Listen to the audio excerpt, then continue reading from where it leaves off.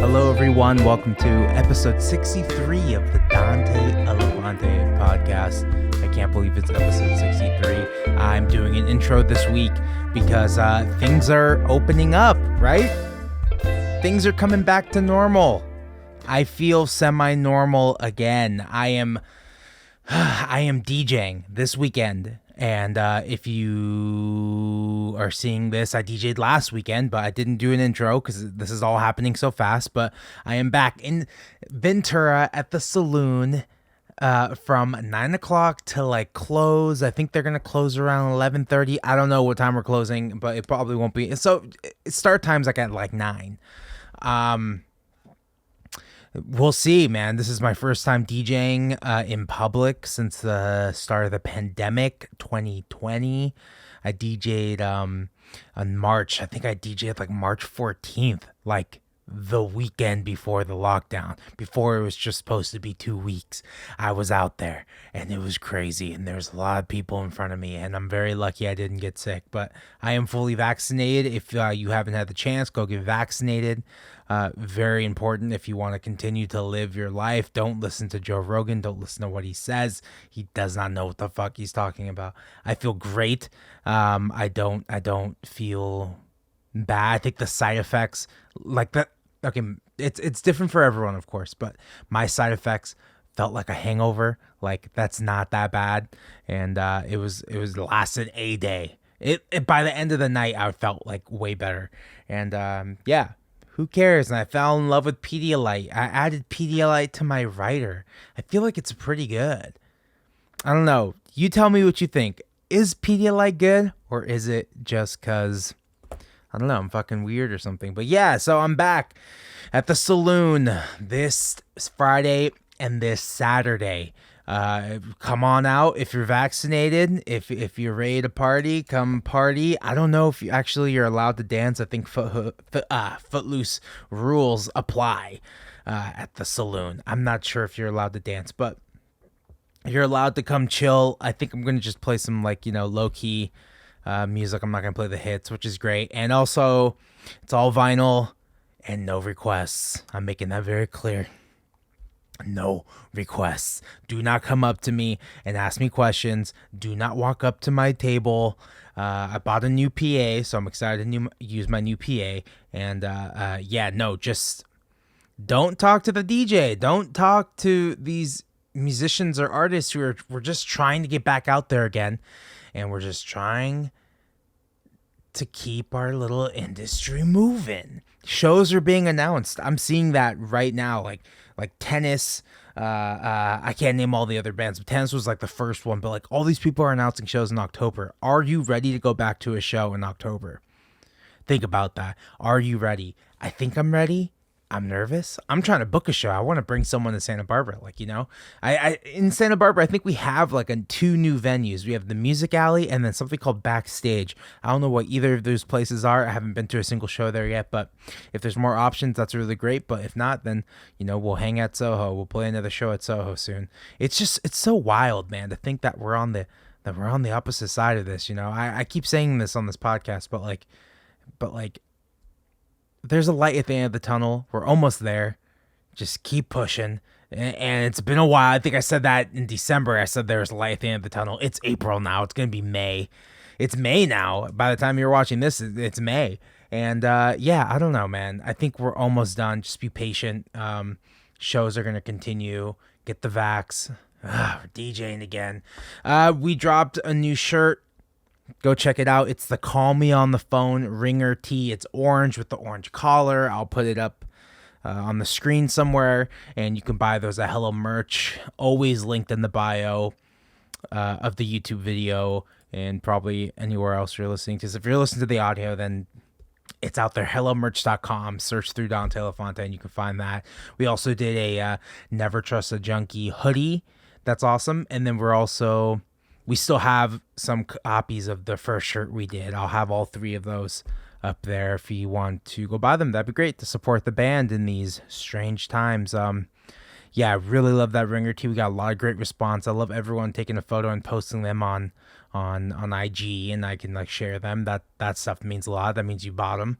And aside from like the company telling me, hey, you sold out a large, which we did. We sold out a large. A restock will be coming soon, but it's nice to see people actually get excited and wear it, and I'm really, really excited. My buddy Sean Miller from Chicago, a designer from Chicago, I just messaged him, and I had this idea, and this idea came to me in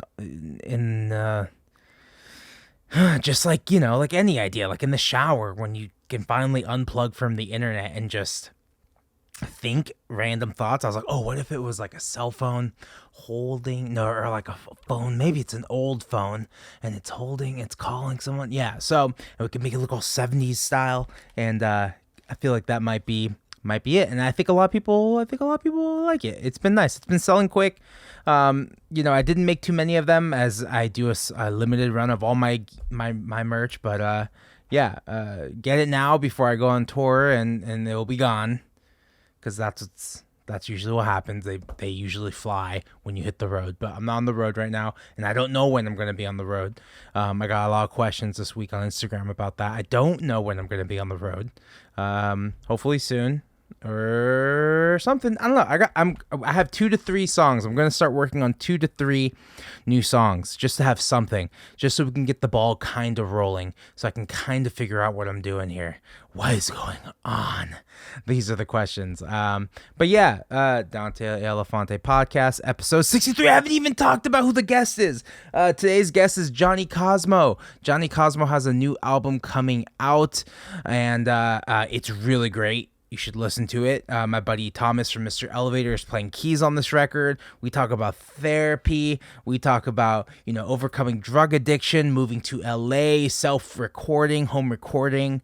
The usual. Jonny Kosmo is just this crazy dude.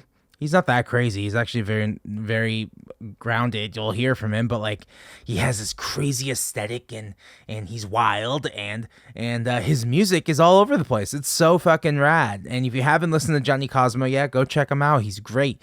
And this is episode 63 with him. Thank you so much, and enjoy the episode. Cool. Awesome. Okay. Thanks for having me on. Yeah, man. Thanks for being on the podcast, Jonny Kosmo. Yeah. How you doing? I'm good. Are you in LA?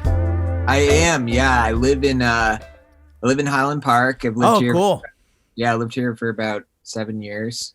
Oh, that's awesome. And yeah. Which we don't have to say exactly where you live, but which side? Are you Figueroa side or York side? I'm on the Figueroa side. Yeah, I've lived in same place, 7 years. Cool. Yeah, and I love this neighborhood a lot. And yeah, I'm originally from the East Coast, and I cool. moved out here about 9 years ago. For music or East Coast? Where in the East Coast? I moved out here from Vermont. I was living up in Burlington, Vermont, and I went to school up there. And yeah, I came out here in 2011. Wow. And yeah, and I love it. That's awesome. Yeah. Wait, so why was it for music? I'm sorry, I missed it. What was the reason? Sorry, no, all good. I actually came out here because my life was a complete trash can. I actually came out here for mental health reasons. Yeah, I went to rehab. Cool. And I went to rehab out here, and then I kind of got like positively manipulated into staying, and it was definitely the best decision for my life. So totally. Yeah, so that's how I ended up in Los Angeles originally. I didn't know anyone when I moved out here. Since I've moved out here, I've had a lot of friends who have, transplanted out here, which is great. But at the time, back in 2011, I didn't know anyone. Right. I was playing a lot of music at the time, but only in New England. Right. And so, yeah, it was a huge growth process. LA is so big, but it can feel so lonely, especially if you don't know anyone. Like, oh yeah, I Oh thought yeah. when I moved, I was only there for a few years, but I felt like I was like, oh, I'll know people. Like I see people every time I go to shows, and then I Yeah. realized when I live there, I only see them at the shows. We don't Yeah. hang out. We just No. like see each Yeah. other at the shows. Yeah. Oh, that's Yeah. wild, man. Uh, there's always some. Did you find that like?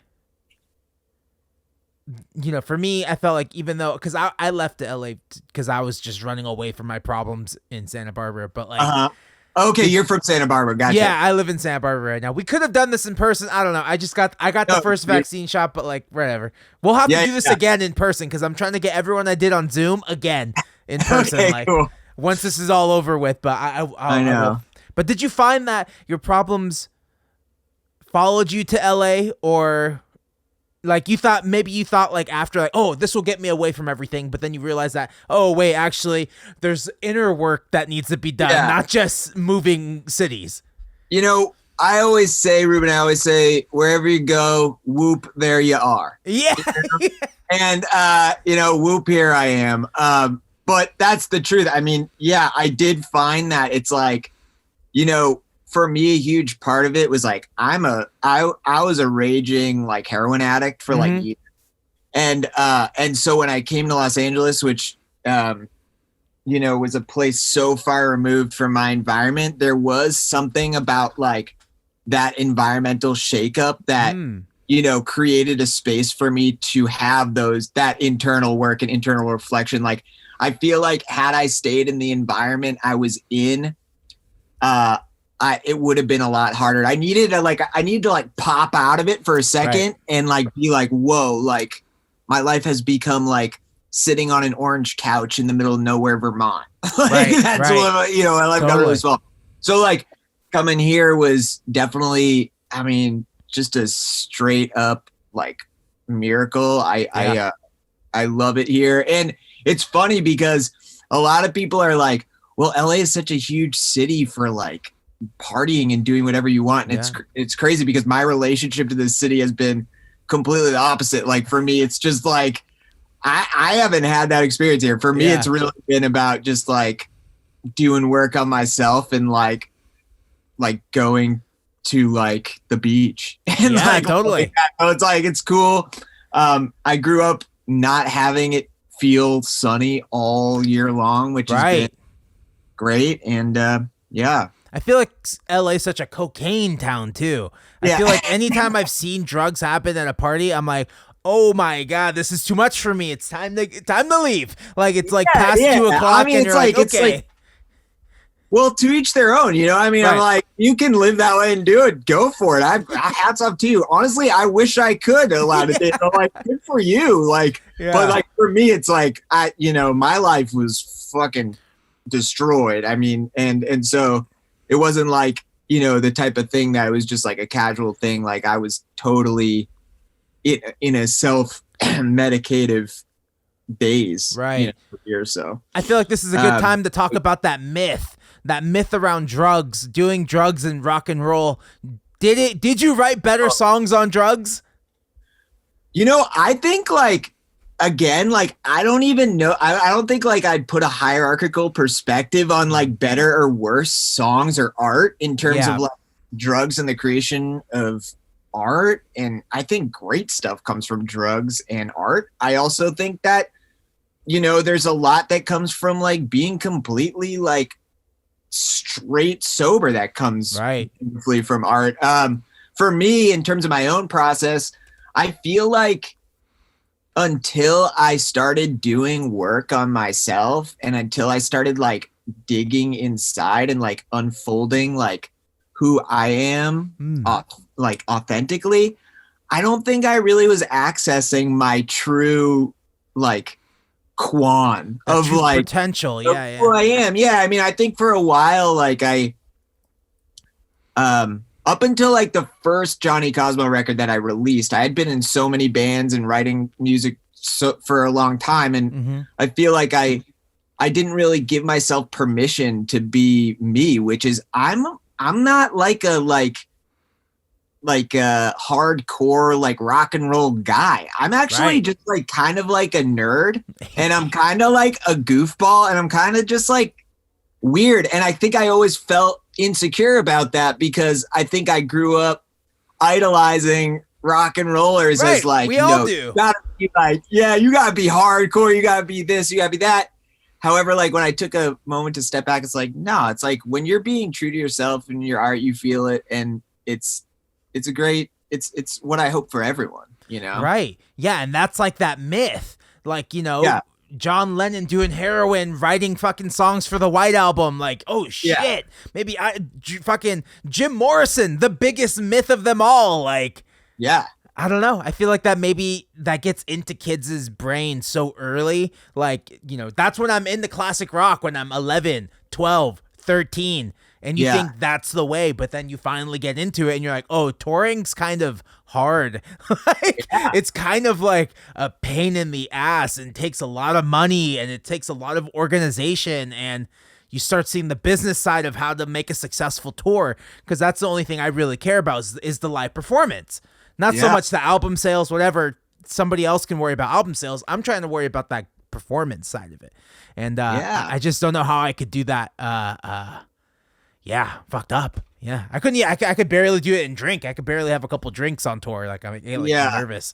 Yeah. Yeah, I think like along those lines, just off the heels of that, like another myth that floats around is that you have to be like miserable and right. Another myth. Yeah. Good art. It's like, for me, it's like I have a lot. I still obviously like, I'm human. I go through conflict. Right. I have heartbreak. I have all this stuff. However, like, you don't need to be living in the darkness to make good art, and I think that was another discourse I swallowed. It's right. Like that's what I needed to do. I need to punish myself in order to like create cool stuff. And I think that that's also something that kind of gets floating around in the air we breathe, whether or not we realize it. Right. The only thing I'm struggling with right now is finding things to write lyrics about. Like, I'm like writing songs, but I don't have, and none of the songs I've written this year have like lyrics.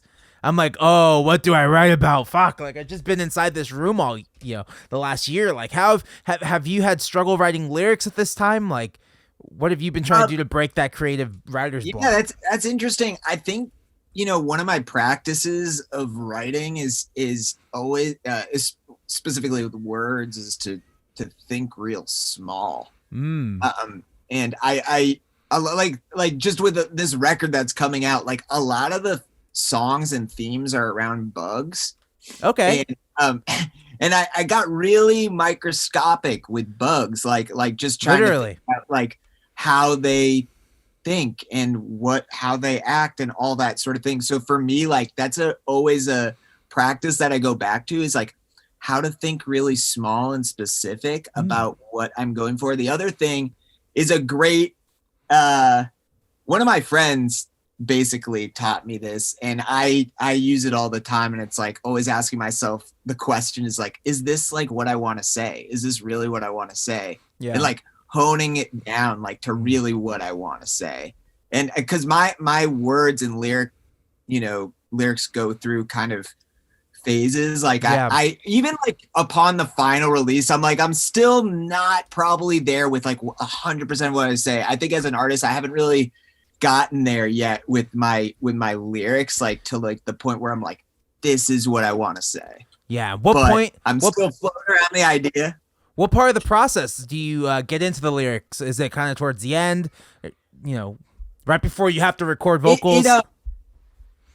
Yeah, it varies. Sometimes I come up with melodic ideas. I really think my songwriting is based around melody. It's rare that I write songs with chords.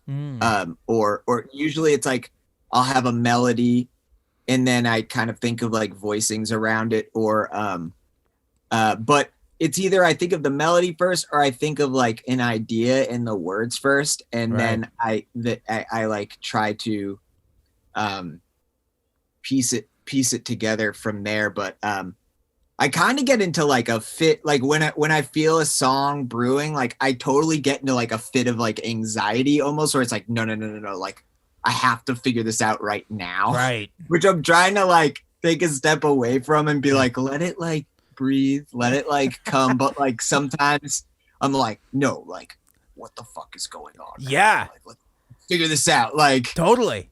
yeah. I But agree. Sometimes when I get in the zone, it's like, okay, time to put the phone on silent, face down, or put it yeah, like on do not disturb. Like, I can't have any outside noise. Like, if I'm working on a song and like another melody, like from the like somebody else playing something, I'm like, turn that shit off. Like, I cannot have anything infiltrating my brain right now. I'm like so focused. And then the worst part is I forget to eat.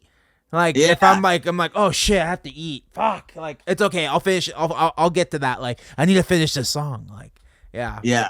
I also think this might sound like kind of, I mean, you know, hippy dippy, but for me, like meditation really helps. Really. Like lyrics, yes, 100%. Like because I think it allows me to take that space of like mindful awareness from like Yeah. my thoughts, uh, and create that space for like observation.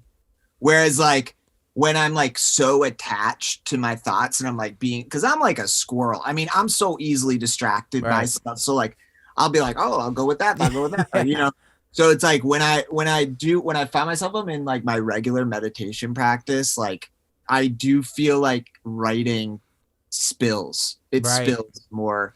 It's And kind of like how ideas come to you in the shower because it's like the oh one yeah, time you don't have your phone in front of you. It's like no yeah, distractions whatsoever. yeah. Yeah. When But did I you hate start? When did you start I know. I know. that. When did you start meditating? What age?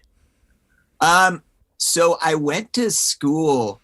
Part of my grad school education was actually Hmm. in Japan, and Hmm. I lived at a Zen Buddhist temple for a few months in Kyoto, and that was like when I really started like engaging with meditation and trying to kind of maintain a regular practice. The temple was so cool. Like Yeah. this guy was a his name's Taka, and I'm still in communication with him, but he grew up at the temple. His dad was the Buddhist priest, grew up at the temple, and he was like, I'm not becoming a Buddhist priest. Like, fuck this. Like, he like totally rebelled, Right. like moved to the States, became like, went to school for like, I think business or something like that, lived in Texas. And then when he was like in his mid 30s, he's like, all right, I think I'm gonna go become a priest. Yeah. So he like, in his mid 30s, like decided to go back, and like he told all these stories of having to do the year of silence where he like buried Whoa. his cell phone in the dirt and would like sneak away to make calls, and like No.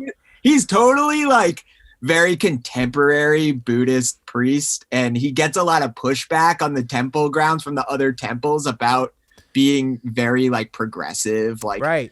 having like you know, gay marriages at the temple and queer based stuff there. And like, so he's like really pushing the envelope of like, of Buddhism and Right. meditation, which I really identified with, because I was worried when I was going to be living at this temple. I was like, I'm kind of a radical, like, thinker, Right.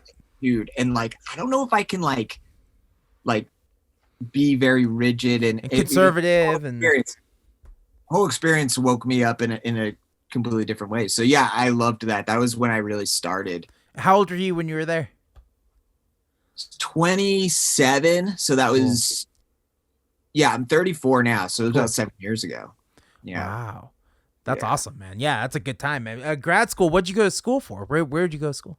So in addition to being a musician, I'm actually a therapist, and I went Whoa. to school for clinical psychology. Oh, cool. Yeah. And I did that in Los Angeles while I've been out here. And that's like, in addition to like, it's also a huge part of my art, because I really feel like being a therapist and working in mental health, like, and songwriting are just like this very reciprocal Right. way of working. And it's really interesting. Like, I don't even view like being a therapist as having a job, to be honest. It's like such a privilege and an honor to hear people's stories and to Right. just sit with that and to like help collaborate on ways of creating, space in their lives. So for me, it's definitely feels like an art form in itself, like Yeah. being a therapist is like, the art of having a conversation in a lot of ways. Right. And so I love it. I love it. Yeah. That's awesome. Yeah, my girlfriend is currently in grad school right now trying to become a therapist, and she's like, she talks to me a lot about it and like art therapy cool. and the different types of therapy, and I've never been to therapy, but it's always something like I'm like I should try that, but I haven't. Yeah. Where is she in school? Antioch in Santa Barbara. That's where I went to school. Really? You went? Yeah, I teach there too. I teach in the undergrad program there. Oh, dang. That's crazy. Yeah, funny. Oh, I'm gonna have to tell her after we hang up. I'll give her a call. No, totally. And if if they ever have any want to pick my brain about anything, feel free to put us in contact, because I have a lot of people call me all the time with like questions about hours and stuff like that. Right. And different things. So she has to pass on my information. She has to get an internship. That's like the next thing she needs to do. Yeah. And it was like with COVID, it was like really weird. Yeah, it's definitely a really amazing time to be going on that journey, because a lot of people need like help right now, and including it's been a hell of a year. Yeah, totally. And then also just like the fact that it's not face to face, which is totally different than how I learned. I learned all this like very face to face. So yeah, you have to do it. It's a huge. What are some of those big differences, face to face versus like a session, a therapist session, face to face versus Zoom? Have you been doing them on Zoom a lot? Yeah, I've been seeing everyone I work with on Zoom for the past year. Cool. And the biggest difference is even as a human, when you're in the room with someone, you can feel the energy, right between people. Mm-hmm. Like you can feel like that sense of like unspoken communication. It's a lot harder through Zoom to do that. I feel like, and that's just something that, for me, I think everyone works differently.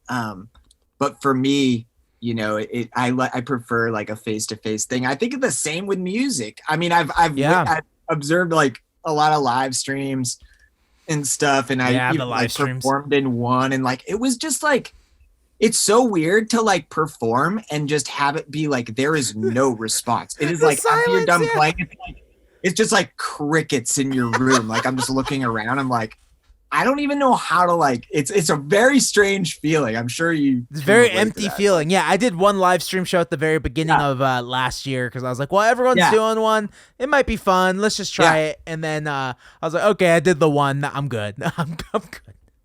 Yeah. It's weird, and there's a whole body language thing too. It's like how the body will tell you more sometimes than what someone wants to reveal.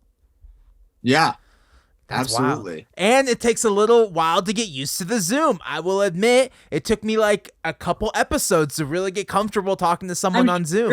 I'm sure.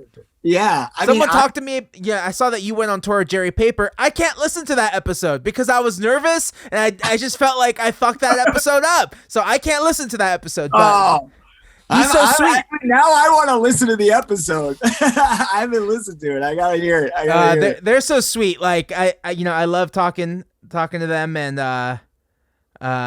yeah. I just my girlfriend said the episode was fine. I was like, okay, well, if you think it's fine, then yeah. Yeah. I'm better now. I'm working on it, man. Well, cool. Yeah. So when did you start? I watched all your videos on your YouTube channel today. Leading up to this, like, it seems like you like that process of the creative process of music videos.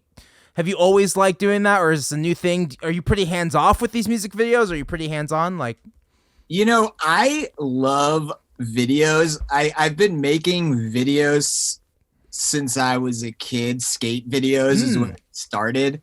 I was really inspired by like, I used to just skateboard all day, every day. And I had a collection of VHS tapes that like wrapped around my bedroom as a kid of like 411 and all that stuff. I don't know if you're familiar with that. But anyway, I love making videos, and I've been making little skit and weird videos since I was young. And when I kind of thought, I've always thought of music videos as this cool ability to collaborate with other people who are more visual artists. I mean, I definitely consider myself to be, you know, integral in the process of creating them. And it's definitely very collaborative. However, a lot of times, like the people I've chosen to work with, I admire their work, and for most of it, I'm just like, I trust you. Like, let's do something. Especially they know me, and like kind of I work with people who I've never worked with someone actually I don't know personally. So usually people who know me know who I like, my character, and they want to facilitate helping to kind of elevate that. We don't want to say the word brand, but you know your brand. Oh, brand. Yeah, brand. Yeah. I mean, I guess I never thought of it that way. Yeah, but yeah, totally. That's what I'm thinking. Is like and it's funny because I feel as though with this past, like the record I just made was finished like over a year ago, and then the quarantine happened, and I was like, well, I don't really want to I don't really want to release it. I didn't know how long it was going to be, and I was like, I would rather perform it, know. And so over the past year I've just been like making weird videos, and then it got to the point where I was like, you know what, I'm ready, let's just release it, because I'm writing all this other music, and I'm like, let's to sit on stuff is a weird like shock to my own process. I kind of like to get it out into the world. And so, oh man. So when did you say you started recording this record then? 2019? Yeah. 2019. I recorded about half of it with my friend Thomas. Oh yeah, I love Thomas. Yeah. And then I recorded half of it here at my house. Cool. We kind of just, we have the same tape machine, so we kind of just cool, fills back and forth, and just awesome. So and there's been same way with videos. I love just working with a lot of different friends and people, because I think that that's fun. I'm in it for the fun, really. I mean, like, yeah, totally. I love some people. I know a lot of friends who get a lot of anxiety about making records and like recording the process and all that. I'm like the complete opposite. I'm like a kid in a candy store. Like, I love making records. Cool. That's what I would love to do, just like all day, every day. It's even so fun for me. Even compared to the live performance, do you feel like you're more of a studio rat than a road dog? I don't even know. I think I love both. I love it all. I love it all, honestly. Yeah. I can't say I like being on the road more than like 6 weeks at a time. That's a long time. I definitely love my zone. Yeah. So, but yeah, I love both ends of the process. Right. The part that gives me the most anxiety, honestly, is releasing it. I don't like that much. I don't really like that, but I like the making and I like the performing. Yeah. I feel like an empty feeling the day of the release. Like, my girlfriend's like, "Aren't you excited? It's out." I'm like, I don't know. I can't. Yeah. The fun part's making it. The fun part is playing it live. The day it comes out, I'm like, I hope people listen. I can't control if they listen to it or not. So just, yeah. Oh man. And there's the thing with touring too, is that like, I feel like you're someone who, do you have like a strong routine? And with touring, that totally throws away your routine. Definitely. Yes. You gotta, the thing that I learned most as I've gotten older in touring is that how important like exercise is, right? And diet. Like, when I was younger and touring, I would just eat garbage and like didn't matter. Like, it'd be like, whatever. But like in the past couple of years, I've just noticed how much of an effect diet has on my body and exercise. And maybe it's just a product of getting older, but it's like when you're like on the road and you're not, I mean, I'm playing like clubs, I'm not like doing anything huge. Totally. So it's like you got to take care of yourself. Like, if you want the energy to be out to like 2 a.m. every night past for like weeks and weeks, it's like you gotta be taking care of yourself. Like, Have some juice, Absolutely. have some fruit, would you? Yeah, Have some water, have some water. that's the craziest part of it because you realize that like you're either not eating enough, and when you do eat, you eat like shit, Yeah. and then like I don't know. I'm a little nervous to go back on the road because now because of this quarantine, I'm like going to sleep at 9. I'm going to sleep at 10, and like if I have to go back out there and start doing 2 a.m. nights again, I'm worthless. And then I've been waking up early. I've been waking up like at 6 a.m. I feel like I have like a good vibe right now, and it's gonna get destroyed. I just know it. But yeah, there's some yeah. When we've been lucky enough to get a hotel, I always try and find like the cheapest hotel with a gym, just so I can like get in there Yeah, it's and like smart. work So in that little smart. gym. Yeah, it's like oh, like most Holiday Inns have like kind of like a shitty little gym, but it's a gym Yeah. and it works. Yeah. Yeah, I know. That's Yeah. why I like it. The last tour we did, like, I guess it was 2019 or Right. my partner plays in my band, and they were waking up super early and going for a run, like an hour run. And I'm like, you can do that? I was so impressed. I was just like, what?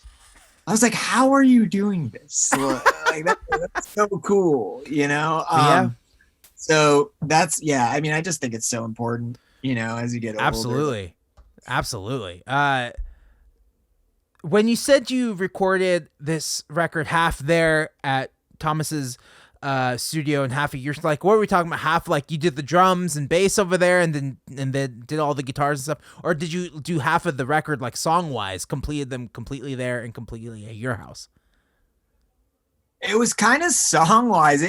Honestly, it was like a mix. It was it was a weird, well, there were a few songs that I had recorded that I decided to scrap for the record. Not like scrap, but I'm saving. I do that a lot. Like I record just a lot of music based on the fact that I you know, I'm privileged enough to have a space where I can do that, like in my studio. So I record a lot of music, and then I kind of was like, well, these songs kind of fit better together. And so there were some songs that I recorded at Thomas's that I ended up scrapping. And there were a couple new ones I wrote in the beginning of the quarantine experience that I wanted to include on the record because I felt like that's where I was emotionally at the time. And I was like, these also fit well on the record. But in terms of the process, it's like, you know,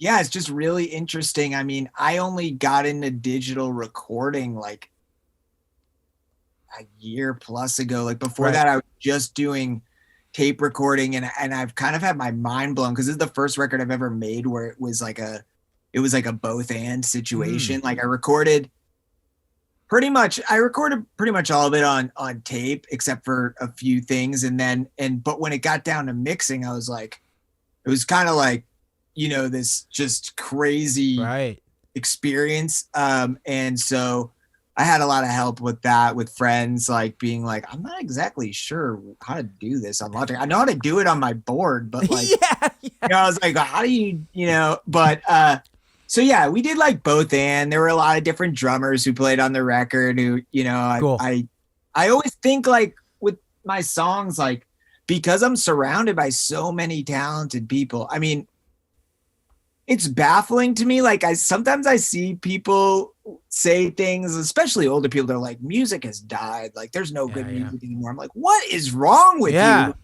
I'm surrounded. I swear I'm surrounded by, I'm just so many gifted, talented artists that I respect and inspire me. And so when an opportunity comes where I'm like, oh, this sounds like a Jay drumming. This song, I imagine like Jay's style on. I'm like, he'll play drums on that one. You know, I'm never really as concerned these days in making records with everything sounding the same. Cool. Like I kind of used to be that way where it's like, I really want there to be like a cohesive. That's the word they always use.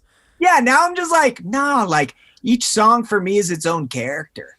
You know, that's how I view my music, is that each song is kind of its own little character and thing. And like, it's like, you know, on a bass line, I kind of want it all to fit together in like a nice sonic way, but like, I'm not too concerned about like the drums having to sound consistent throughout the record. It's like these drums are going to be blasted in your face, like Yeah. totally unknown, early unknown Mortal Orchestra style. Yeah, And totally. drums are going to be like super tasty, like, like dry. And so I kind of just like, yeah, I that's how I kind of work. Every drummer has their own feel, like sometimes, and certain songs need different feels. So Yeah. so it's always nice to have like a different touch. Like, I had my friend Sheridan play drums on my latest record, and she has such a light touch that I could never do, because that's just not how I was taught. Like my drum teacher, when I learned how to play drums, was like a big John Bonham fan, so it was all about thrashing and bashing.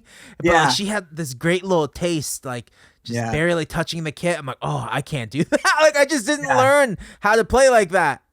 I just smash it. Yeah, and those are my favorite drummers to record, honestly, are very light touch. Yeah. I mean, just for my music in general, because it's kind of more that way, but just it's so much easier for me, I feel, as an engineer, to record drummers who are like very like, just like lighter touch, because I like to let the mics do the work. I like to let the tape do the work, Totally.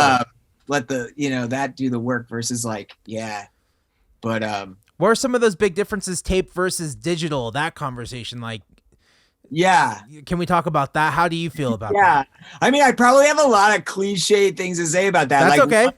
One being that, like, I am someone, like I said, I'm kind of like a squirrel. So if there's a lot of options, like, I'm kind of just like, like, so I like how tape is restrictive for me. Right. Analog recording is restrictive for me in that way, or like invites me to like commit to something. And I think that when I think about songs, usually, unless I'm recording like it live as a group, which I don't really, I usually start with the drums. And for me, I like to commit to a drum sound, and I like to overdub on top of what's been done, because I think that informs the sound. It's like, okay, the drums sound this way, and then I'll put like a bass down. I'm like, okay, like everything that comes after that is informed by the decisions before it.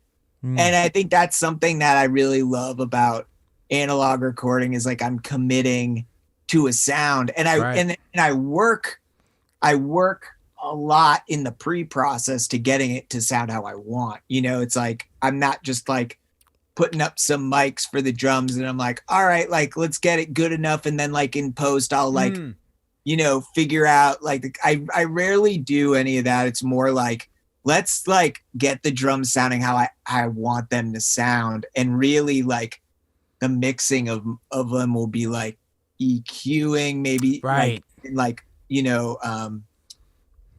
just like not really anything like texturally. I feel like it really slows down the workflow too when you do it the other way, of like, well, sure, you save time setting up the mics, but now you're going to take so much time editing it in post-processing that it's like, it takes so much longer, I think. Yeah.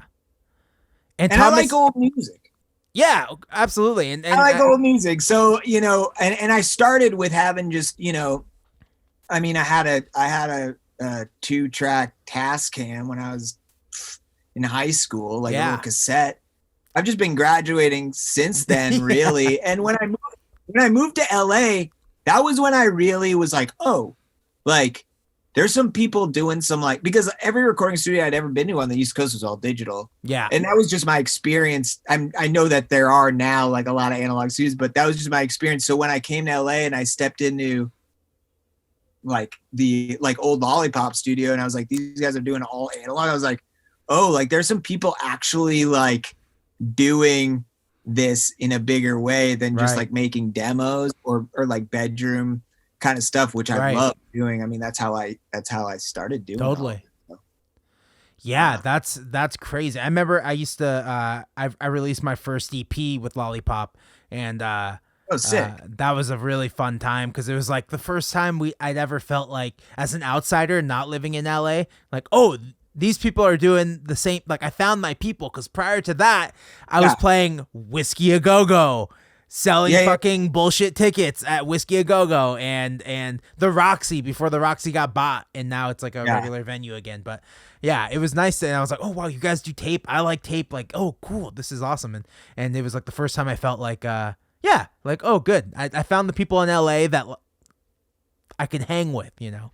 Yeah. And yeah, they have a new studio now, and I've been to it. It's really nice. There you go. Yeah, it's insane. Thomas, I did my last record with Thomas. I just did the drums there because Oh, really? just the drums, yeah, because I know he gets good drum towns. Oh, he is the king. Yeah. He's kind of I would say, like, my mentor, really, in terms of recording. I mean, I've learned so much from him over the years in working and playing his band, and just like he's like a brother to me. I Right. mean, so yeah, he's the drum king. Yeah. He's the analog drum king. I'm waiting for the day that Tape Op interviews him. Right. I mean, I really want Tape Op to interview him. Yeah, the drums sound so good. And I should clarify, not the new record I put out, the record before that. Okay, cool. Because the new record I did with Paul Cherry, and we did that all digital. But Whoa, sick. That's Yeah. awesome. yeah, That's out? that's out. I did that one in I released it in January. It was one of those things where it was done, but then Whoa. it never felt right to put out in 2020. Yeah. And then we just dropped it, and yeah. Moving on. Good.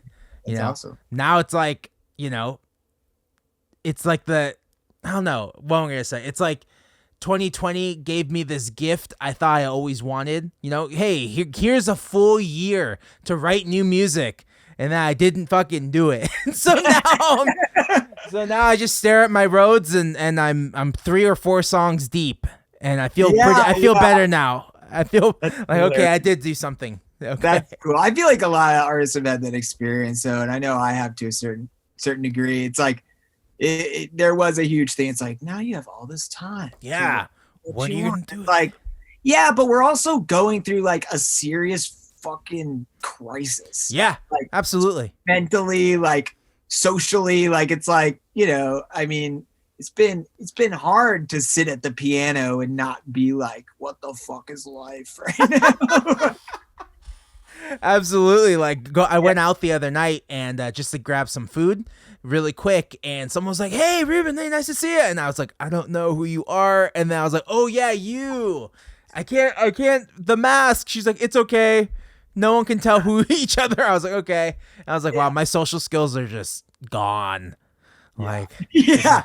Oh, totally. When I see someone at the store or something, I'm like, hi, walk away, don't. Yeah, I'm actively not talking to people, Yeah. I don't know. It's okay. But I think there's a light at the end of the road. I see a light at the end of the tunnel, I should say.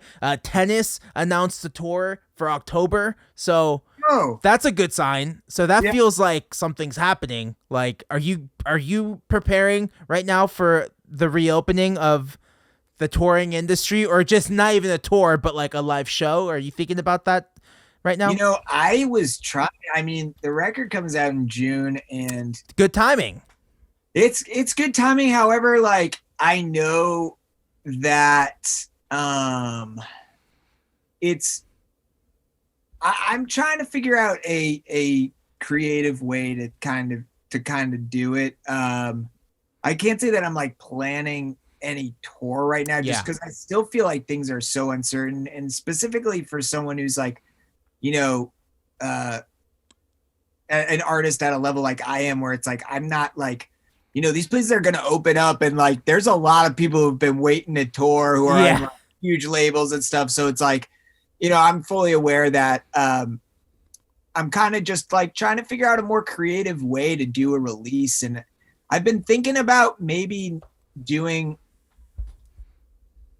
something. I don't know. I'm like thinking how to make it outside somehow. So, but I'm also like, I want to make sure that like I'm still honoring like the position of the world and the safety aspect that we're all in. I've been vaccinated for like the past couple months just due to like, the mental health professional. Yeah. So I've been, I can't say my lifestyle's changed all that much, to be honest. I feel better getting takeout. That's cool. That's cool. But other than that, I'm still kind of like, I want to be respectful. Right. That's like first and foremost for me. It's like live music will return when it can. Yeah. I'm not in like a rush to like have to be the first one or anything like that, Cool. And it's like, I'm fully aware that by releasing a record right at this time in the world, it's like, I'm not, I have no expectations of the performance end necessarily, but I would like to find a creative way to at least have some sort of like release or something, like whether it's even just recording the live band playing in my backyard and like posting a YouTube video or something. Absolutely. Like we did a few sessions like that and it felt like a show. It felt good. It felt like, even when we were practicing like the night before, we're like, wow, this feels good. Like plugging my shit into an amp and hearing the drums, like, whoa, right? It's just like, I'm excited. Like, and I haven't been excited to practice in a long time. Yeah. It's funny. Like I recorded a band like a few weeks ago and, it was like I was vaccinated and they all lived together and got tested before. And we were like, let's make it like a bubble situation. Like just here. They recorded a week at my studio and they wanted to record live. So it was like 2 guitars, bass, drums. I set everything up and all of a sudden like they start playing and I was crying. Like I had like tears coming out. I was like, beautiful. I heard a bass stack in like I was like, I forgot. I was like, I haven't heard live music. I haven't heard a band play. Like, and they're just like playing like in my, like small little control room here. I mean, in my live room here. And I'm just like listening to the monitors. I'm like, I'm like, this sounds good to me. Like, I don't even need to like move any mics. I'm like, this is just freaking insane. But it's amazing. It's amazing how, when live music starts back up again, or even just rehearsing or whatever, like it is like very moving. It's very moving. Like, very moving. Yeah. And we have to, I think, so that's something I've been thinking about too, is the communal aspect of going to a show. And something I've been saying a lot on this podcast is that like, I think 2020 was the perfect year for the social media overdose. And I think by the time we're out of this, why the fuck would I ever look at my phone in public again? Like I need to go outside and enjoy my life instead of like being at a bar and staring at my phone. I don't know if I'll ever do that again. Like, well, at least for another year until I get acclimated and then I'm back onto my fucking bullshit. But I think this might have been the overdose we needed. Too much social media. Like I need to go outside. I need to watch every band at the show, not just the headliner. Yeah. I mean, I definitely, I relate what you're saying. I feel as though there's a lot, when you miss stuff, you realize how much you appreciate it. Right. And I think it's like an intention to kind of stay with you to be like, no, like I want to remember this. Like I want to remember what it was like to have a year without being able to like mingle with people and shoot the shit, like just casual talk. Like I remember always feeling like, oh, I kind of hate like small talk at shows and like it's like I was like I'll do that. Like put me there. Yeah. Like I'm down to talk about nothing for 5 minutes. Like Absolutely. Oh man, it's definitely miss that aspect of it. Absolutely. So you are producing other people's music too. Is that something people can reach out to you about? Can we promote your production side? Yeah.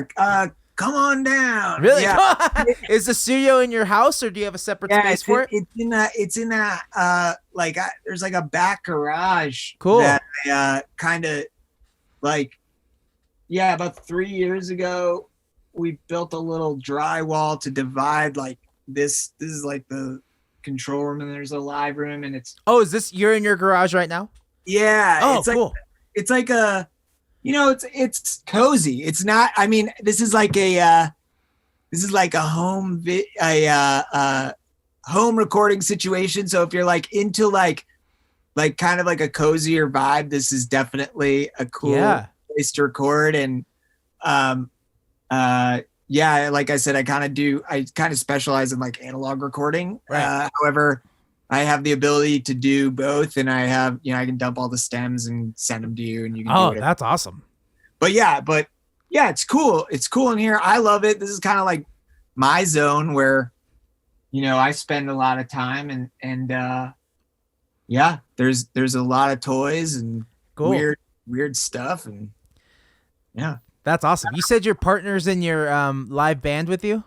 Yeah. What's that like? Can you talk to us a little bit about that? All right. So I do want to plug Yeah.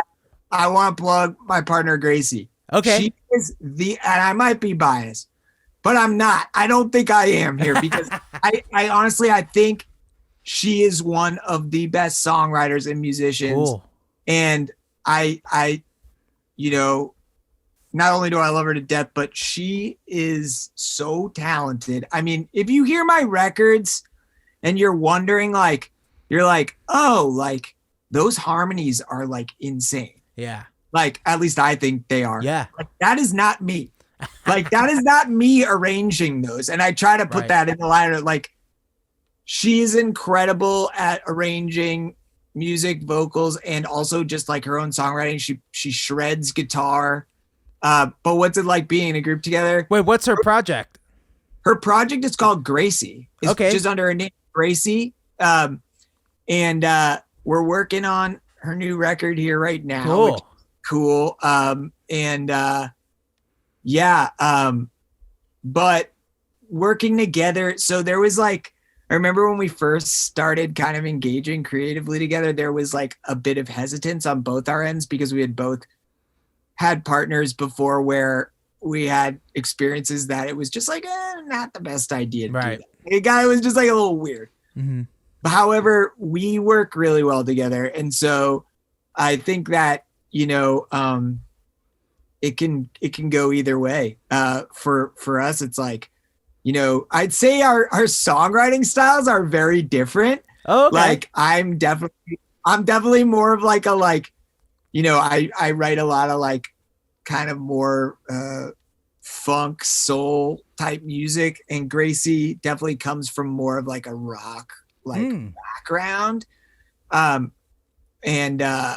But she is incredible. Check out her music. The funny thing is now there's like a lot of people who have the name Gracie as their artist title, so it's kind of hard to find. If you search Gracie like Bandcamp or something, you'll find it. It's really amazing. Yeah. And Gracie Bandcamp. Are there any other previous albums? Maybe I could type in Gracie. Yeah. An album name. Her last release was called "The Heat of Sunday Morning." Okay. And then I think the release before that was just titled Gracie. Before that, she was in a band called Fat Creeps. Cool. That was a Boston-based band. They they rock as well. But now she's just kind of doing a solo thing. And did you guys meet over on the East Coast and came to LA together, or did you guys meet in LA? So I met her once. I was at one of her shows once in Boston, like 10 years ago or something. Wow. And I was like, whoa. I was like, this is really good music. My friend was playing in her band as the guitar player, and I went because he said you should come. And I met her that night, but I didn't. She came out to LA on like a record deal like many years later, and then we kind of like reconnected. Cool. So it's kind of funny. We're both from Boston, and we're both like living out here, and we have a lot of overlap. Like she's also like a psych nurse. Oh, so whoa. It's kind of like there's a lot of like overlap between like music and mental health in this household. So, I love it. Yeah. I think the mental health aspect in rock and roll music and rock music and just music in general is just not talked about enough. I feel like the conversations are just starting, and I feel like there's some artists out there doing good work, but like it's just starting. We're at the infancy of the awareness, I think, because I feel like maybe it's just me, but I feel like it's like this stigma or a stereotype that anything negative that happens to us, we can use it. Oh, I can use this for my art. And I don't know. I feel like maybe we're getting away from that. Maybe the conversations are just starting. I don't know. Maybe you can use it. Using it is a way of healing as well. Yeah, I think it's like, again, I think it's like a both and thing. I mean, I think people need to, I mean, I'm saying this because I'm speaking out loud about myself. But like, first and foremost comes taking care of yourself. Right. Like, like the messages of like being in the music like world and quote unquote like indie rock. Right. Oh, it's just disgusting coming out of my mouth. Yeah. But like that world, like, that world is like full of messages. Right. Full of messages of what you should be, how you should release, how you should do this. There's so many shoulds, right? Right. And it's like I think I'm constantly trying to like reel it back and invite myself to think about like, what is it that I want, not what should be done. And or like, how is this like not good for my mental health to be like focused on like this like constructed way of like music having to exist in the world these days? Because I think that like, and not to get on my soapbox too much here, but it's like, this is all like a product of like a capitalist like environment, right? That's like, your songs are products to be bought and sold, where it's like, I am trying to resist that a little bit. Like, I'm trying to like be like, no, like I write music because I would be freaking going insane if I didn't. If I didn't make art, I'd be nuts. Like, it's like, and I think a lot of artists feel that way. It's like returning to like, why is it that we do this? Well, it's because like, it's who we are and it helps us live, and like, yeah, I just think that like the mental health side of like all this is so important. It's like, you gotta be good to yourself, like be a friend to yourself. Like, absolutely. And again, I'm saying all this because I need to be reminded of it. You need to be reminded. The people who are listening, if you are listening, like take that time for yourself. And especially when you're on tour or when you're at home or, not beating yourself up. Like sometimes you sit down, and I say this all the time, sometimes you sit down on that roads and nothing comes out, and that's okay. Like not every day you're going to write a song, and not every song you write is going to be great. That's just the process. Yeah, it's totally the process. And I think even when you sit down at the roads or whatever you're sitting down at, it's like, if nothing comes out, that's important.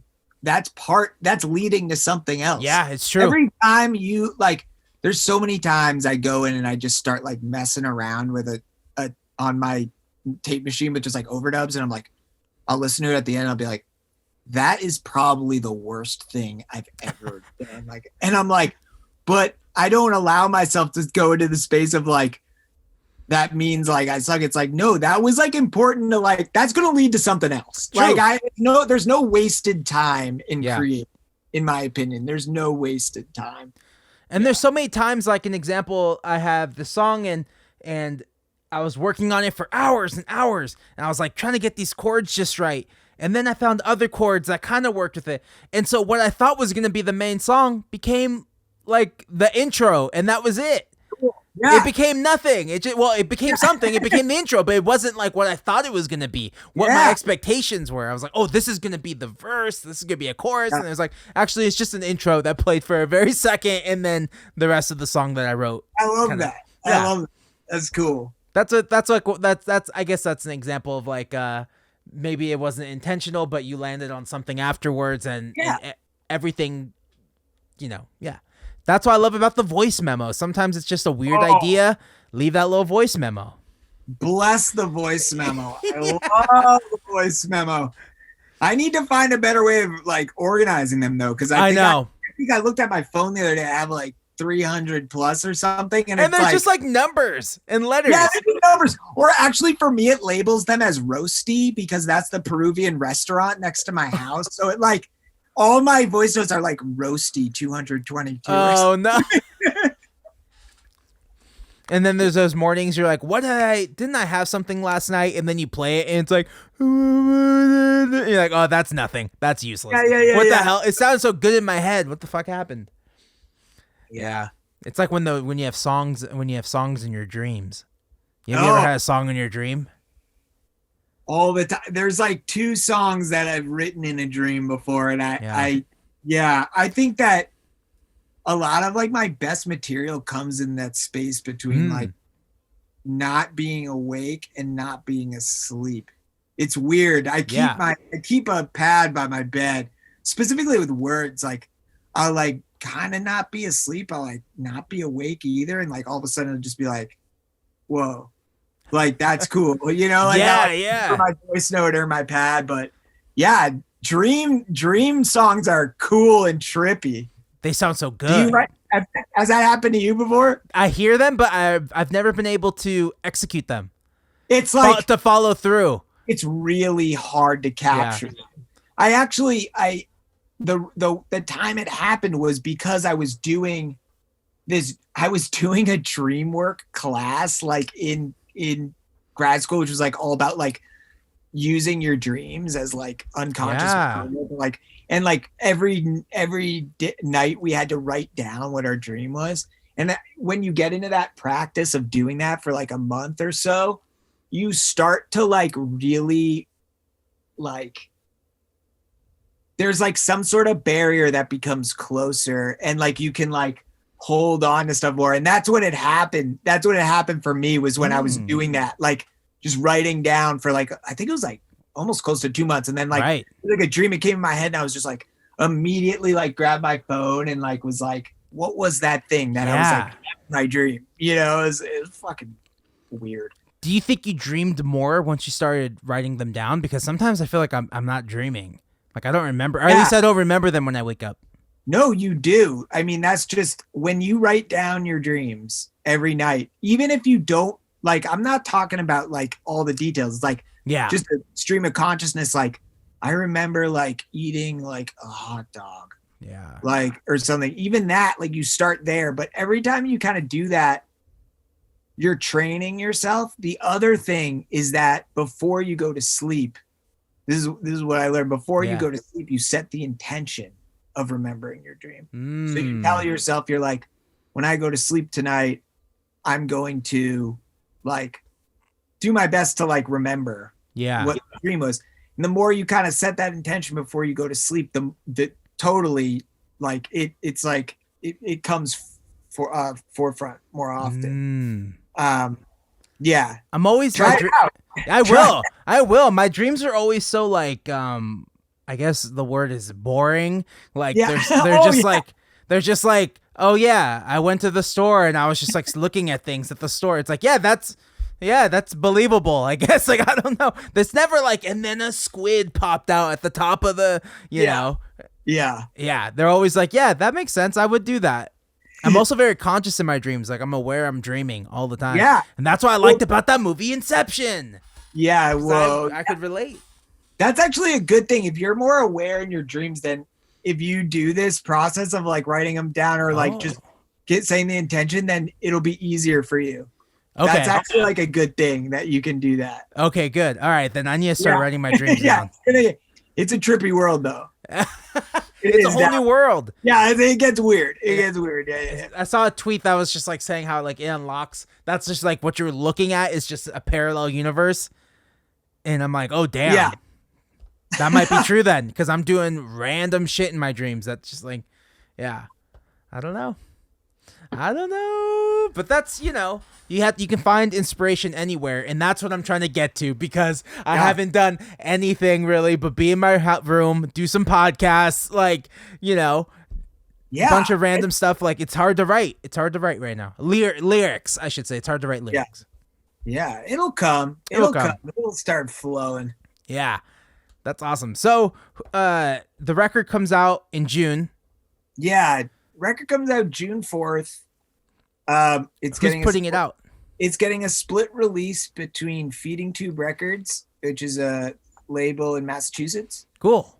and Dinosaur City Records, which is in Australia. Ooh, how'd you find them in Australia, or they found you? How'd they find you? Well, I actually went on tour with so it kind of let me remember this really quickly. years and years ago, I went on tour, my band and this other band from Australia, and became just like close with them, obviously, as you do on, well, not always, but like, sometimes it can happen. Yeah. It can happen. And so we just stayed in touch over the years, and whenever they come in the States, it was a stayed at my place, and then they started a label like, cool, 4 or 5 years ago, if I remember. And then, yeah, I'd always wanted to kind of do something with them, and I love them to death as people, and they're, they've honestly been so hands-on, and like, just I'm really happy with working with them in general, and I just really love, I've loved the process so far, so it's been That's great. awesome. Yeah, that's so cool. Yeah. You're touring with another band? Like, is this pre Jonny Kosmo? Yeah, this was like, well, I was touring with, I play bass in Mr. Elevator. Oh, you did? Yeah, like since the record, not, well, like, I guess it's been 5 years now. Wow. Yeah, so a while. And yeah, we're supposed to do a big tour actually that last year, but obviously for the obvious reasons. Yeah. But yeah, I love playing. I play bass in that band, which is honestly my favorite instrument to play live. I love playing bass. I think bass is like so fun. Bass and singing, like harmonies, is like, I love it. That's cool. I love it so much. So, yeah. Is that what you learned first? What did you learn first? I learned piano first. I only really started playing bass like 4 or 5 years ago, I would say. Like, and it kind of started. Well, like, I played before that. No, I would play like on my songs and like demos and stuff. But when I really started like getting into bass was when Thomas asked me to play bass in Elevator, and I was learning some of the parts, and then he was like, "But feel free to go off the parts." And I was like, "These parts are crazy!" Like, I never realized, because if you know that band, I mean, it's just like all keyboard. So it's like the bass has to hold down some like melody and serious rhythm going on. Totally. So touring with that, with him and learning all those songs, I got good so quick. Like, just that's awesome. Having to do that, and so yeah, I love playing bass, and cool. And then so you started learning keys. What age were you when you started learning keys?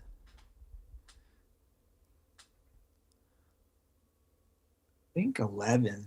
Yeah. Was it something your parents pushed you to do, or did you want to do it? Yeah. I learned piano, and I learned to like read music at a young age. I really didn't want to do it, but I'm really happy that my dad did. That's the story of every keyboard player I know. Yeah. So that, because I wanted to play guitar, because I was like, guitar is cool. I was like, this is like, I want to be like Nirvana, like as a kid, but I started taking lessons in both. Actually, I did piano for a couple of years, and then did guitar as well. And I was fortunate enough to have like so many great like music teachers as a kid, which I really, looking back, I'm so appreciative of those people, because they planted the seed. They planted the seed hard. Absolutely. It wasn't like I wasn't, I almost did an undergraduate program in music school, but I was it wasn't for me really. Like I did it for semesters. I was like, this isn't for me. But like being a kid and like just having people be like, I remember like I'd be like, my first guitar teacher, I don't know how old you are, but do you remember Pogs? Yeah. Do you know what Pogs? Yeah. They're like these little like Pog. He had like Pogs like hot glued to his Stratocaster. Oh, that's cool. And he was like the first lesson, I was like super nervous, and he's like, so what do you want to learn today? You want to learn Heart Shaped Box by Nirvana? Yeah. And he was like older. This guy was like 60 or something. Cool. And I was like, was like, this guy's cool. He And like, gets it. yeah, yeah, you guys like, oh man, he's cool. Like, Yeah. and that like type of attitude of like, you know, like really nurturing kids with music is so, I mean, yeah. Yeah, totally. I I, really, I have a weird connection with my drum teacher. Every time I see him, he shows up. He appears in my life like once every 6 years. Like he'll just show up at a show, and I'm like, dude, you're here. And he's like, yeah, I saw you were playing. I thought I'd come. I'm like, all right, cool, man. Like, it's just so weird because That's he so knew me. cool. He knew me when I was like 12, like a kid, just like wanting to play drums and be in That's bands. so cool. And it's like a weird relationship, Wow, even it though I must don't be talk to him. amazing for him. I Yeah. imagine so. It must be man. amazing for him to come to your show and be like, oh my gosh. Like this kid wasn't bullshitting. He really did it. You know, it's like you see these kids and I was in a band at that time too. So he saw me when I was in my first band and all that. Like, and sometimes, you know, I don't know. I haven't really taught that many people, but there was a moment where I was like getting into it and it's really fulfilling. It's really, it's so nice to give back. That's like when I learned like, oh, this feels good. Maybe I should be a teacher. And then I didn't, but like there was a moment in my life where I was like, I should like get into like education, like, cause I like this. It feels good. And like, I don't know. And then some teachers can ruin it. Sometimes you have a bad teacher and you're like, oh, this sucks. Like it can really change my your piano teacher was a little rough. Yeah. Totally. My piano teacher was a little hardcore, but I actually, you know, that was good. I mean, I'm glad I got pushed in that way, but it just didn't last as long as I think it could have if they were a little more gentle. Right. They were the type of piano teacher, you know, form was really important. They would hit my hands with rulers. Brutal. Like, you know, like very, like, in, you know, kind of intense in that way, but I got to learn classical music. So, I mean, that's cool. I feel like I have really bad form. Like I play with like, I taught myself piano and I play like with these fingers. Like I'm still like trying to incorporate my thumb and my pinky. Like I'm still working on it. Yeah. And then sometimes my ring finger gets a cramp because I'm like overworking it. Still trying to figure out. Yeah. I don't know. That's cool though, and that's what I think that ties into you teaching at Antioch. Like I feel like once again it could be very fulfilling, and it all ties in at the end. Oh, I love it. I mean, that school is so like it's so progressive and has been a complete. I mean, the reason I got the t-shirts, I thought of a class and I like pitched it to them. I was like, hey, what do you think of this as a class? Like, would you ever want this? This is what like I've been doing this a lot, and they were like, yeah. They're like, cool, let's try it out, you know. And I'm like, sweet, and cool. It started from there. So that, I mean, I love the program there is just so cool. I mean, the classes are like, they're not your typical like boring type of classes. Like they got like, you know, psychology and psychedelics and like that's cool. Madness in America, like madness in film, like, you know, psych and film, and it's a really cool place. So prior to the pandemic, were you commuting to Santa Barbara? I was actually. So there's an Antioch in Los Angeles. Cool. As well. So that was the one. I mean, but it is on the west side, so it is. I mean, it's a bit of a commute. Not the most friendly commute for me, but yeah, I was doing that, and then I've just been like teaching through Zoom, which is really weird for the reasons I discussed before. But I'm only like part time. I mean, I only teach like one class a quarter or something like that, and it's cool. It's great. How exciting, man. Okay, so you were working on this record in 2019, pushed it off. Now it's going to come out in June. 2 labels are putting it out. What else should we know about this record?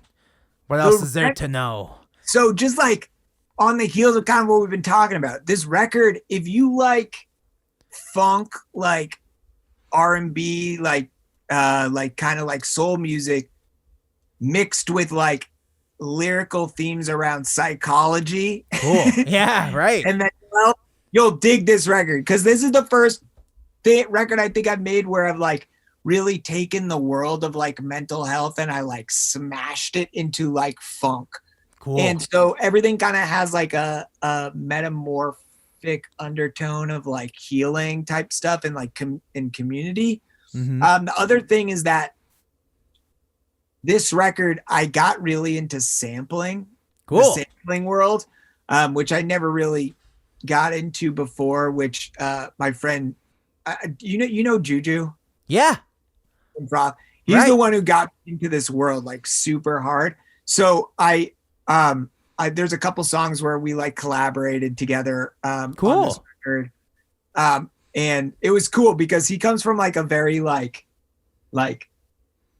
shoegazy Yeah, type of shoegaze. like background, and I'm like kind of like on the like other funkier end of the spectrum. So like working together was so fun. It was like That's awesome. it was really cool. But anyway, about the record, there's a lot of songs that were created from other songs. So it's like there's a lot of songs that are like, wait, like I know this from somewhere else on the record. So it's like kind of like a pastiche of like sampling going on, and all the artwork for the record was done by this local muralist who does all the like bodegas in Northeast LA, like all the like fruit stands and Cool. stuff. And he's this older gentleman who I met, and he lives down the street from me. And I was like, hey, like, would you ever be interested in doing like album art? And he was like super happy. Whoa.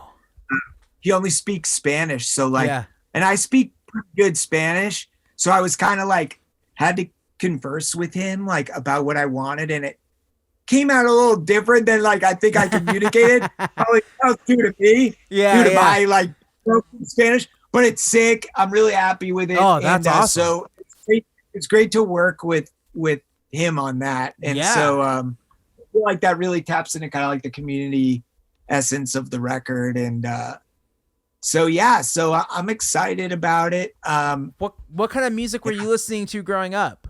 Was it always funk and soul, or? They're definitely through my parents. It was, Yeah. but when I was growing up, I'll say like, I think like honestly, the first band I ever fell in love with, and I still love them to death, was the Grateful Dead. Oh yeah. And that was because of my dad. He played them for me since I was like 2 years old. And Totally. like, he's a huge Deadhead. And so like for me, like I remember being in class in like third grade, and I was like singing a Dead song, and like my teacher was like knew the song, and they were like, "Are you singing the Grateful Dead?" And I was like, I'm like a little like third grader. Yeah. And like I just remember like that was like pretty much like my music for a long time as a kid. And growing up in like Boston and stuff, I'd say that like I definitely, that was not like, I got made fun of a lot for that. But like as a kid, I definitely listened to old music. You know, I always liked older music.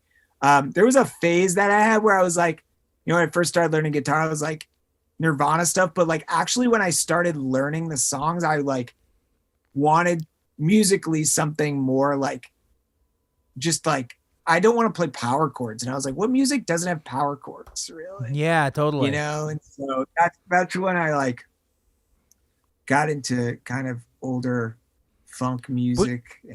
Would you consider the Grateful Dead more of a West Coast band? Because I know they're big and they're from the Bay Area, but like, does that sound translate to the East Coast? It does. I mean, they did translate like everywhere, obviously, but I think that as a kid, like people I grew up with are like really like, I was like a hippie, you know, like it took me a while to kind of like find my crew, you know, like, I don't know, like when I moved out here, I realized like over the years, I've realized actually how punk like the Grateful Dead are in a lot of ways for like what they were doing, like in terms of like just sound and like free distribution of music. Like they were the ones who invented like, you know, trading tape culture and all that. And that's such a huge part of like, you know, the community I feel like I fell into. But yeah, I mean, like, I think growing up in the 90s, it was all about like really alternative rock Yeah. stuff, Yeah. and I never really like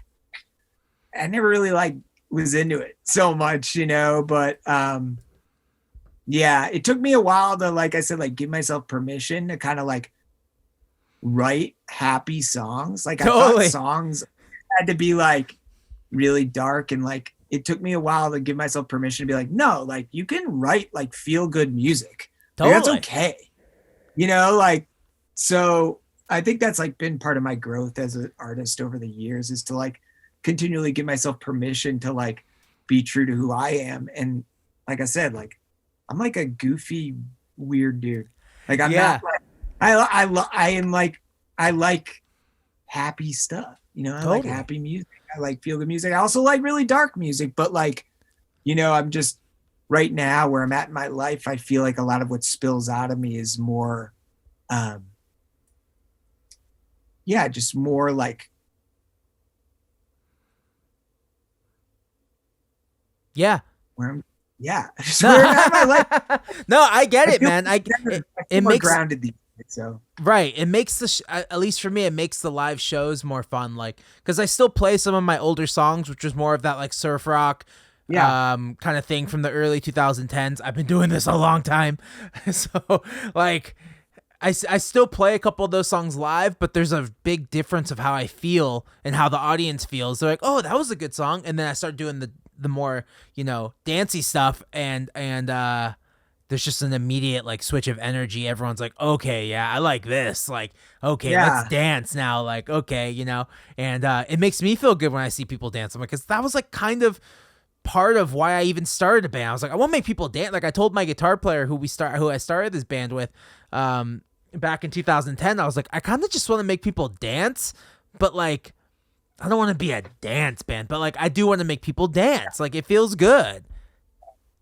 Yeah. So yeah, and again, it's like I think it's just like being true to you. You Right. know what I'm saying? It's like you're like a dark person, and like that's like who you are. Be authentic to Right. you. Like that's great. And like I think that like it's just like all about like when you're accessing like who you are as an artist, because it doesn't feel forced. Yeah. Like when you're in that zone, you're just like spilling versus like forcing. And True. yeah. How exciting, man. All right, Yeah. we've been talking for an hour and 20 minutes. We can start wrapping this up. What's the best way for people to support Jonny Kosmo in this time? I guess just like, take a listen to the music as it comes out. There's a lot of, I have a lot of cool videos coming out that I'm really hyped to share. And subscribe to the YouTube channel.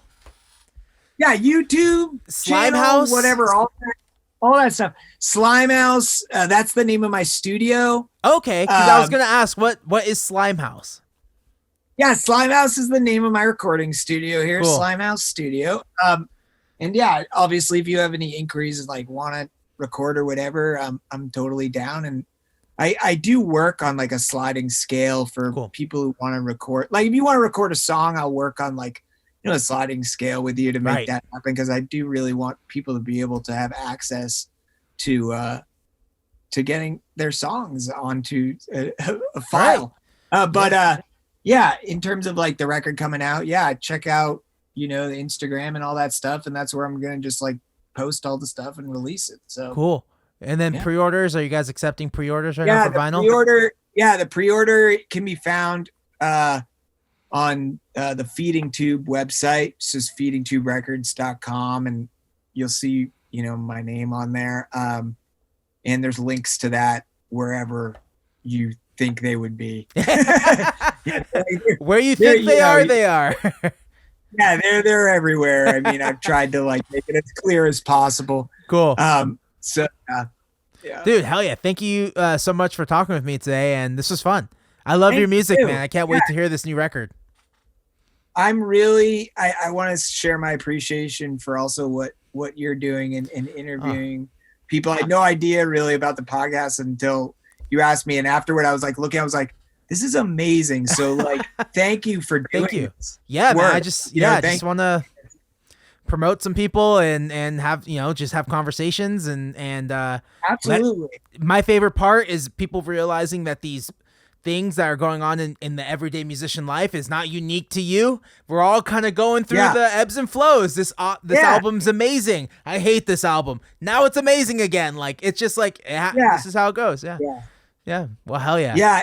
And I think it's like, I just appreciated this conversation because every time I get the opportunity to talk about like the process of my own, I'm like, oh yeah. Like, I'm honing it in as I speak, I don't really talk out loud about it all that often. True. So just to hear it out loud is like, oh yeah, like that is what I'm doing. Yeah. So, thank you very much. And, I hope to chat soon. Thanks, man. I can't wait to listen to the record. I'll talk to you soon.